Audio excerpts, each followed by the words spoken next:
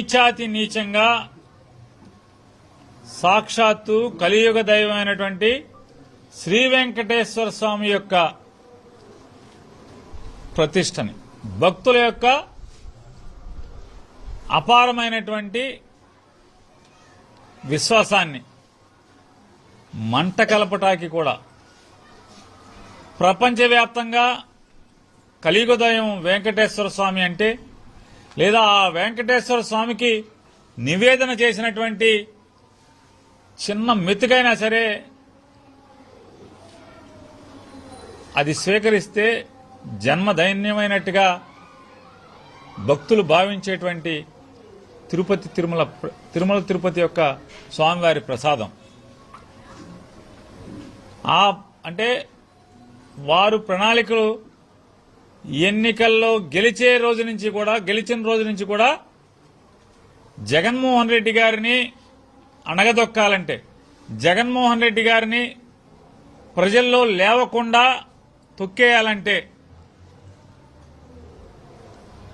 అయితే హైందవ మతం, ఆ హైందవ మతంలో శ్రీ వెంకటేశ్వర స్వామి వారి యొక్క పేరును అడ్డం పెట్టుకు తొక్కాలనేటువంటి ప్రణాళికల్ని ఎన్నిక గెలిచిన రోజు నుంచే వాళ్ళు ప్రారంభించినటువంటి పరిస్థితులు మనకి మొత్తం ఇవాళ వెనక్కి తిరిగి చూసుకుంటే అవగతం అవుతున్నాయి.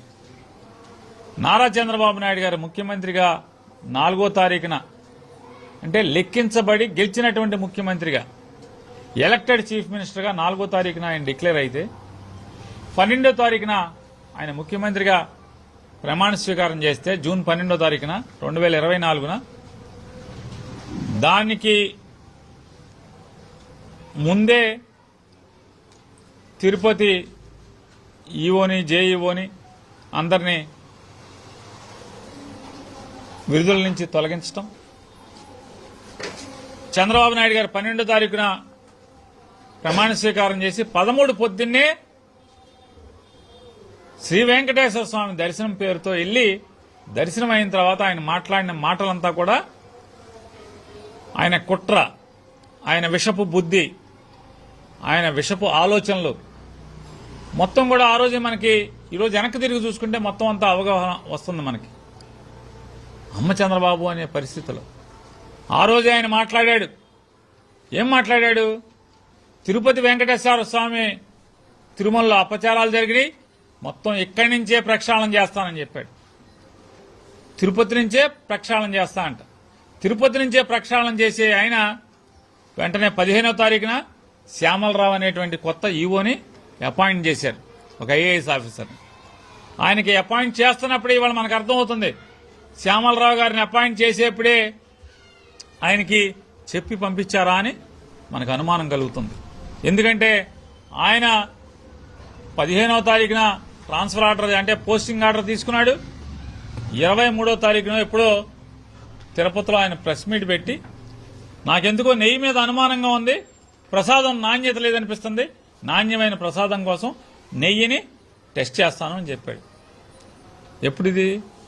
ముఖ్యమంత్రిగా ప్రమాణ స్వీకారం చేసిన తర్వాత, చంద్రబాబు నాయుడు గారి తర్వాత. అంటే ఎక్కిన వారం 10 రోజుల్లోపే మేము ప్రసాదాన్ని పరీక్ష చేయదలుచుకున్నాం, నెయ్యిని పరీక్ష చేయదలుచుకున్నాం అని చెప్పారు. ఓ శాంపిల్ తీశారు, పరీక్ష చేశారు. దానికి ముందు చంద్రబాబు నాయుడు గారు ఎలక్షన్ కమిషన్ ఉండగా ప్రమాణ స్వీకారం చేయకముందు 8 నెయ్యి ట్యాంకర్లు వస్తే దానిలో 4 క్వాలిటీ బాలేదని రిజెక్ట్ చేశారు, ఒక 4ని.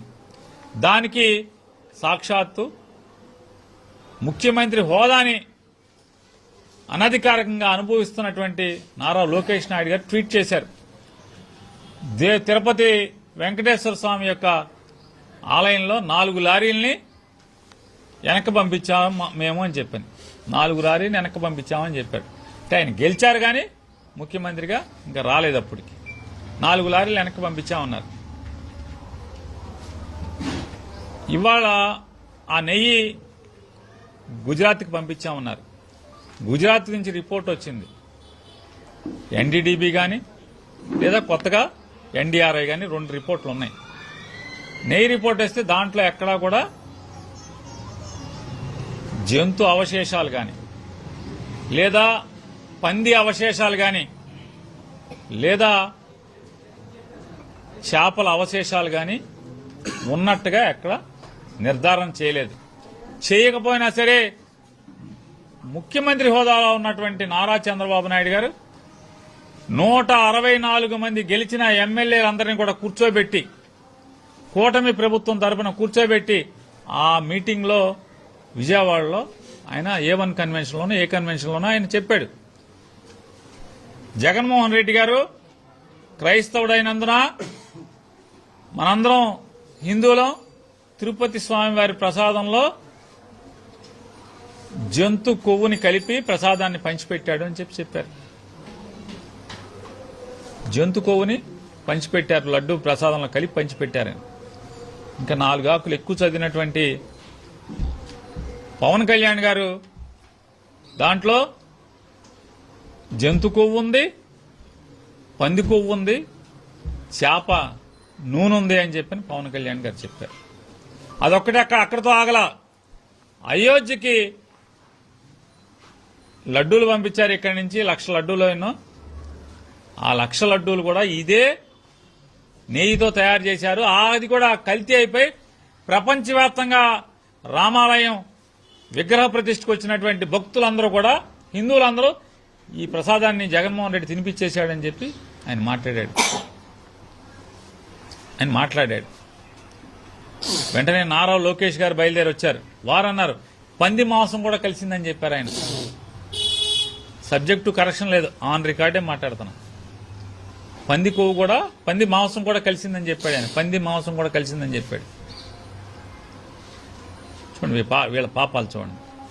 NDDB రిపోర్ట్లు కానీ, NDRI రిపోర్ట్లు కానీ, ఈ 2 కేంద్ర ప్రభుత్వ సంస్థలైనటువంటి డైరీ ఉత్పత్తుల్ని నాణ్యతని, వారి పరీక్ష చేసేటువంటి పరీక్షా కేంద్రాల్లో రెండిట్లో ఎక్కడా కూడా జంతు అవశేషాల, పంది అవశేషాల లేదా చేప అవశేషాల కలిసినట్టుగా ఎక్కడ వారు చెప్పలేదు. చెప్పకపోతే ఇప్పుడు దాంట్లో ఇంకో సిట్లో కూడా, ప్రిలిమినరీ సిట్లో కూడా ఒక రిపోర్ట్ వేశారు. ఏమని? జగన్మోహన్ రెడ్డి గారు ఓడిపోయిన తర్వాత చంద్రబాబు నాయుడు గారు ఎక్కే ముందు లోకేష్ గారు చెప్పినటువంటి ట్వీట్లో మేము మా ప్రభుత్వం 4 లారీలని, కల్తీ లారీలని, నెయ్యి లారీలను వెనక్కి పంపించామని ట్వీట్ కూడా చేశారు. ఆ లారీలు మళ్లీ వేరే పేరు మీద బోర్డు మార్చుకుని వేరే కంపెనీ పేరు మీద వచ్చినాయి, అవి తీసుకున్నారు, లడ్డూల తయారీలో వాడేశారు అని చెప్పని చంద్రబాబు నాయుడు గారు ఏర్పాటు చేసిన స్విట్ వాళ్ళ రిపోర్ట్లో కోర్టుకు సబ్మిట్ చేసింది. మరి ఎవరు కలిపారు ఇక్కడ? జగన్మోహన్ రెడ్డి గారు పదవి పోయిన తర్వాత 4 లారీలు వెనక్కి పంపి, మీరు ఆ 4 లారీలు వెనక్కి పంపిన లారీలు మళ్లీ వేరే పేరు మీద మళ్లీ తిరుపతి వచ్చేసినాయి. తిరుపతిలో తిరుమల అవి తీసుకుని మీరు వాడేశారు, లడ్డూలు చేసి జనానికి పంచారని చెప్పి మీ పోలీస్ డిపార్ట్మెంటు ఏర్పాటు చేసిన సిట్ మీకు చెప్తుంది, రాతపూర్వకంగా సబ్మిట్ చేసింది. అంటే ఎవరు పాపాత్ములు అని అడుగుతున్నాను నేను. లోకేష్ గారిని, చంద్రబాబు నాయుడు గారిని, పవన్ కళ్యాణ్ గారిని ముగ్గురిని అడుగుతున్నా, ఎవరు పాపాత్ములు? మీరు ఈ నెయ్యి బాగోలేదని చెప్పి రిజెక్ట్ చేసింది జగన్మోహన్ రెడ్డి గారు ఓడిపోయిన తర్వాత. అవి మళ్లీ వచ్చింది మీరు ప్రమాణ స్వీకారం చేసిన తర్వాత ఆ లారీలు వెనక్కి వచ్చినాయి. మళ్లీ అదే లారీలు ఏం కనీసం బోర్డు మార్చారు అంటే ఇన్వాయిస్ మార్చారు, ఫలానా కంపెనీ నుంచి కాకుండా ఇంకొక కంపెనీ నుంచి అని చెప్పి ఇన్వాయిస్ మార్చి మీరు ఐస్ తీసుకుని మీరు లడ్డూలు తయారు చేసి, ప్రసాదం తయారు చేసి పంచిపెట్టారు. అదొకటే కాదు, ఇవాళ గుండెలు బాదుకుని జగన్మోహన్ రెడ్డి గారి మీద ఇంత విషం చిమ్మి, ఇంత పాపం చేసి మీ అందరినీ కూడా నేను అడుగుతున్నాను, శాంపిల్ ఎప్పుడు తీశారు? మీ శ్యామలరావు చూపించేటువంటి శాంపిల్ ఎప్పుడుది? అది ఆ శాంపిల్ ఎప్పుడు తీశారు? శ్యామలరావు వచ్చాక. శ్యామలరావు ఎప్పుడు వచ్చాడు? నువ్వు ముఖ్యమంత్రి అయ్యాక కదా చంద్రబాబు నాయుడు గారు. 12వ తారీఖు ముఖ్యమంత్రి అయ్యావు, 15వ తారీఖు శ్యామలరావు వచ్చాడు, 23వ తారీఖు శాంపిల్ తీశాడు జూన్న. మరి ఆ శాంపిల్ తీసింది కల్తీ అని వస్తే జగన్మోహన్ రెడ్డి గారికి ఏంటి సంబంధం అని అడుగుతున్నాను. జగన్మోహన్ రెడ్డి గారికి ఏంటి సంబంధం? శాంపిల్ తీసింది నీ గవర్నమెంట్లో, నువ్వు అపాయింట్ చేసిన ఆఫీసర్ శాంపిల్ తీశాడు. పోనీ ఆ డైరీ ఎప్పుడుదా అంటే నారా చంద్రబాబు నాయుడు గారు 2014 నుంచి 19 దాకా కూడా బోలే బాబా డైరీ వేరే పేరు మీద బోర్డు మార్చారు, కానీ అదే ఓనరు, అదే డైరెక్టర్లు, వాళ్లే అదే కంపెనీ. కంపెనీ చోటు మారలేదు, కంపెనీ పేరు మారింది. అప్పుడు ఇప్పుడు అంతా అదే కదా. పోనీ మీరు జగన్మోహన్ రెడ్డి గారు గవర్నమెంట్ లో ఈ కల్తీ జరిగిందని శ్యామలరావు గారు మీరు కలిసి ప్రెస్ మీట్ ఇచ్చారు కదా. పోనీ శ్యామలరావు గారు ఇది బాగాలేదు నెయ్యి అన్న తర్వాత ఆ కంపెనీ నెయ్యిని తీసుకోవడం ఆపారా అని అడుగుతున్నాను. ఎందుకు ఆపలేదని అడుగుతున్నాను. ఆపాలి కదా. ఈ కంపెనీ పాపాలు చేసింది,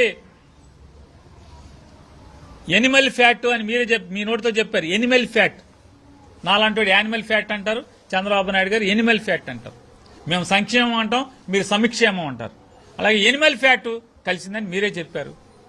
పవన్ కళ్యాణ్ గారు గొడ్డు కొవ్వు కలిసిందని చెప్పారు, పంది కొవ్వు కలిసిందని చెప్పారు, చేప కొవ్వు కలిసిందని చెప్పారు. అయోధ్యకు కూడా ఇదే పంది కొవ్వుతో తయారు చేసి రాముడికి పంచిపెట్టారు అని చెప్పారు విగ్రహ ప్రతిష్ఠకి. మరి అదే కంపెనీ నెయ్యి మీరు ఎందుకు కొనసాగించారు? ఎన్నాళ్ళు